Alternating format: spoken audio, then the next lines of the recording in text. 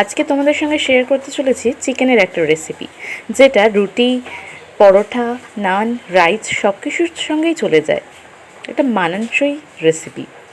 কড়াটা বসিয়ে আমি তেল গরম করে নিলাম। ওইদিকে পেঁয়াজ কুচি, টমেটো আমি রেডি করে রেখে দিয়েছি হাতের সামনে। এখানে খুব বেশি বাটা মশলা ইউজ হবে না আজকের।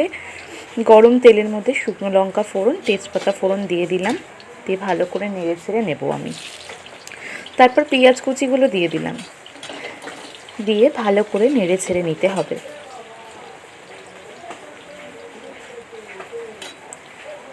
কাঁচা লঙ্কা, গোটা গোটা কাঁচা লঙ্কায় দিয়ে দিলাম, পাকা পাকা দেখে লঙ্কাগুলো দিয়ে দিলাম।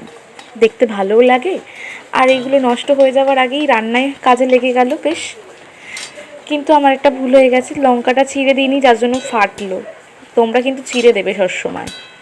টমেটোটা দিয়ে দিলাম। আজকে ল্যাদ লাগছিল, ভাল লাগছিল না করতে, তার জন্যই গোটা গোটাই দিচ্ছিলাম। তাই আমি শর্টকাটেই সেরে দিয়েছি। তাই খুন্তি দিয়ে টমেটো নিজে নিজেই কেটে নিচ্ছি কড়ার মধ্যে ডিরেক্ট। তারপরে ভাজা ভাজা যখন হয়ে আসবে, চিকেনগুলো দিয়ে দিতে হবে এর মধ্যে। আজকে ওয়েদারটা ছিল বৃষ্টি বৃষ্টি, কোথায় খিচুড়ি খাবো তা না, কিন্তু চিকেন, বাড়ির সবার ইচ্ছা হলো চিকেন খাবে। যাই হোক, চিকেনটা ভালো করে নেড়ে চেড়ে নেবো। এটা আমি ভালো করে ফ্রাই করে নেব।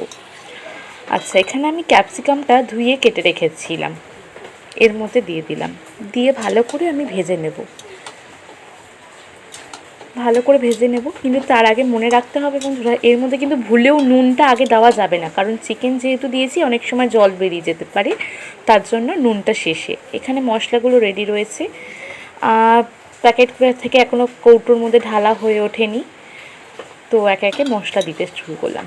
হলুদ গুঁড়ো দিলাম, দিয়ে ভালো করে নেড়ে চেড়ে নেব। তারপর একে একে মশলাগুলো দিতে থাকবো। জিরের গুঁড়ো দেব, নেড়ে চেড়ে নিতে হবে ভালো করে।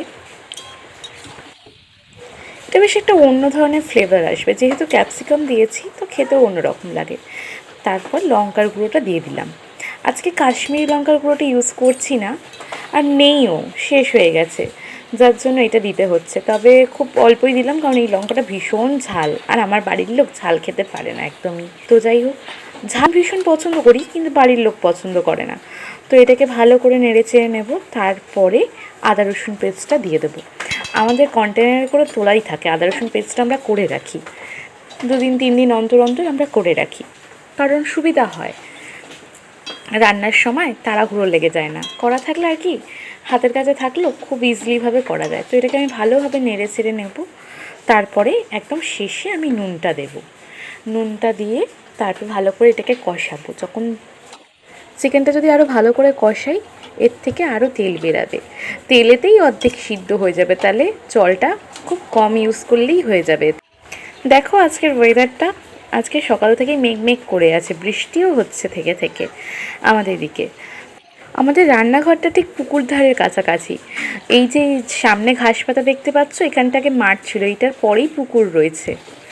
তো এইদিকে আমার চিকেনটা কষানো হয়ে এসেছে প্রায় শেষের দিকে। তো এবারে আমি জল দেব, যাতে বাকি যেটুকু কাঁচা ভাব রয়েছে চিকেনটা যাতে সিদ্ধ হয়ে যায়। খুব বেশি জল দেব না, অল্পই দেব, কারণ এতে খুব জল দেওয়ার প্রয়োজন নেই, যেহেতু এটা একটু শুকনো শুকনোই হবে। জলটা দিয়ে ভালো করে নেড়ে চেড়ে আমি এটাকে ঢাকা দিয়ে দেবো, যাতে খুব তাড়াতাড়ি সিদ্ধ হয়ে যায়। খুব বেশি সময় লাগে না এটায়, যেহেতু আলু দিইনি, সিদ্ধ হওয়ারও আর কোনো বিষয় নেই। চাপা দিয়ে দিলাম এর মধ্যে, তারপরে দিয়ে একটু লো ফ্লেমে, তারপরে হাই ফ্লেম করে দেবো। থালাটা সরিয়ে দেখি যেন মনে হচ্ছে যেন আরও জল বেড়ে গেল। আসলে না না, চাপা দিয়ে রেখেছিলাম তো, বাষ্পটা বেরোতে পারিনি, সেই বাষ্পর জলে কিছুটা বলা চলে। তো এটাকে আমি ভালো করে ফুটিয়ে নেবো, ঝোলটাকে মেরে নেবো, কারণ এটা একটু যেহেতু শুকনো শুকনো হবে। তো এটা হচ্ছে ফাইনাল, একেবারে ফাইনাল লুকস। যাই হোক, চিকেনের আবার লুকস ভাবা যায়। তো এটা আমার ফাইনাল রেসিপি। শেষের দিকে এতে একটু গরম মশলা অ্যাড করবো। আমি গুঁড়ো গরম মশলা আমি ইউজ করে থাকি, সেরকমই আমি ওটা দিলাম। তো আজকের মতন আমার শেষ, এটাই আমার আজকের রেসিপি। একদম কম সময়ের মধ্যে হয়ে যায়, ঘরে খুব বেশি কিছু জিনিসপত্র লাগে না, ভালো জিনিস তৈরি হয়ে যায়। তোমরা এটা রুটি, পরোটা এবং তোমরা রাইসের সাথেও খেতে পারো। হচ্ছে পরের কোনো রেসিপিতে। সুস্থ থেকো, ভালো থেকো, টাটা।